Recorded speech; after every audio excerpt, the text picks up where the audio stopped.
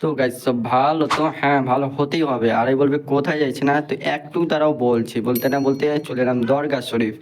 দরগা শরীফ থেকে বেরিয়ে এমন কোথায় যাব, কোথায় যাব সেটা বলি না, না না ভুলিনি, এমনি তোমাদেরকে মজা করলাম। তো এখন আমরা যাইবো পান্ডা শরীফ। তো আমরা এখন এলাম মালদা, একদম ওর মালদা রথবাড়ি। তো এখন মালদা রথবাড়ি শহর বলতে একটু তো জাম থাকবেই, ঠিক আছে নাকি? তারপরে আমরা এ বলতে বলতে আমরা এখন যাইতেছি পান্ডা শরীফ। তো ভিডিওটা শেষ পর্যন্ত দেখুন, আরও কোথাও যাব, আরও দূরে যাব। এবং ভিডিওটা ভালো লাগলে অবশ্যই লাইক এবং ফলো পে করতে হয়, ছোটো ভাই হিসেবে একটু করে দিও। আর নতুন পেজ খুলেছি। আর এ বলতে বলতে পৌঁছে গেলাম পান্ডা শরীফ, ঠিক আছে? আর এটা হচ্ছে রোডের পাশেই। পান্ডা শরীফে দুইটা মাজার আছে, ঠিক আছে? তো দুইটার মাজার আমি প্রথম রোডের পাশে বড় কি নাম বলে সেটা আমি জানি না, কিন্তু এবার ওই বলতে বলতে আমরা চলে এলাম আমাদের ভিতরে যে একটা আর পান্ডা শরীফের মাজার আছে নাকি, ওটা এলাম। আমরা ফ্যামিলি মিলে এসেছি, আমার ভাইও এসেছে। তারপরে আমরা একটু পান্ডা শরীফটা একটু ঘুরলাম, বাট ভালোই লাগলো। এরপর আমরা পান্ডা শরীফ থেকে বেরিয়ে গেলাম। আর এটা আমার মামা বকর বকর করছে করছে।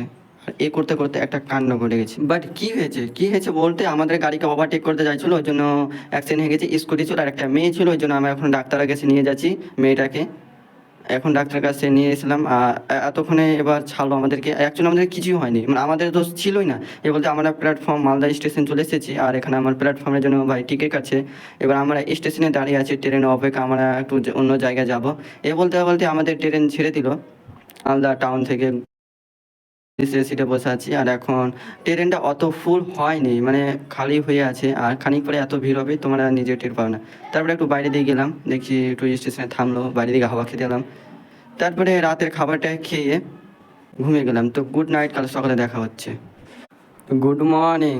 তারপরে সকাল একটা চা খেলাম। আর আমার সকালে চা না খেলে দিনটা যাবে না। তারপরে চাটা খাওয়া দাওয়ার পর একটু বাইরে দিয়ে গেলাম। বাইরে দিয়ে গেলাম কারণ হচ্ছে ট্রেনটা বহুত সময় থেকে দাঁড়িয়ে আছি। আর আমি বুঝতে পারছি না এত কেন লেট করছে ট্রেন। ভাই ভাই আমাদেরকে তো তাড়াতাড়ি পৌঁছায় দে ট্রেন, ভাই তোদের পায়ে পড়ি রে ভাই। কিছু করে না রে ভাই, এটা ট্রেনের ব্যাপার। আমি নিচের সিটে বসে আছি, একবার এদিক দেখছি একবার ওদিক দেখছি। এই দেখতে দেখতে দুপুরের টাইম হয়ে গেলো। দুপুরে খাওয়াটা খেয়ে নিলাম। খাওয়া দাওয়ার পর নিজের সিটে একটু ঘুমিয়ে আছি। আর এসব দেখছি আর ভাবছি যে কখন পৌঁছাবো, কেন এই ট্রেনটা এত লেট করছিস, আমাদের তাড়াতাড়ি পৌঁছাতে। এই বলতে বলতে আবার ফের ট্রেন লেট করছে। আর এই ট্রেন এবার কিন্তু প্রচুর দেরি করছে, মানে প্রচুর লেট।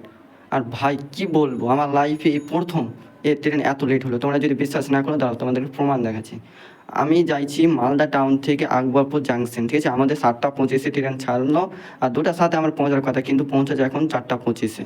এই না বলতে বলতে আমরা চলে এলাম আমাদের স্টেশনে। আর আসার পর এবার আমি একটা মাজা খেলাম এত গরমে। আর এটা হচ্ছে আকবরপুর জাংশন স্টেশন। এখান থেকে আমার আবার ফের 1 ঘন্টা একটা গাড়িতে যেতে হবে। তারপরে আমি নিজে গাড়িতে বসলাম। আর বসার পর আমাদেরকে গাড়ি ছেড়ে দিলো। আর যাইছি কোথায় না তো আরও বলছি। আর আমার লাইফ ফার্স্ট একটা ভিডিও করছি যে আমার বাবার পাশে। আর আমি আমার ফ্যামিলি মিলে আমরা যাচ্ছি, ঠিক আছে? এই বলতে বলতে আমরা নেমে পড়লাম গাড়ি থেকে। বাট কোথায় এলাম, বাট কেন এলাম, আর কিসের জন্য এলাম, অ্যাকচুয়ালি সব আপনাদেরকে আমি এখন বলছি। আমরা এসেছি ইউপি। আর জায়গাটা হচ্ছে কাচুয়া শরীফ। আর যেরকম ধরো আমাদের যেরকম দরগা শরীফ গেছিলাম, পান্ডা শরীফ গেছিলাম, এরকম এখানে আমি একটা মাজারে এসেছি। সেটার নাম হচ্ছে মাকদুম আশরাফ সিংহানির বা মাজারের কাছে আমরা মাজারে এসেছি।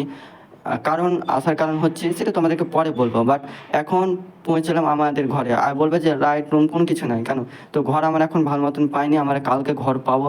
তো এখনকার রকম আমাদের এই ঘরে থাকতে হবে। দেখা হচ্ছে কোনো নেক্সট ভিডিওতে, ততক্ষণ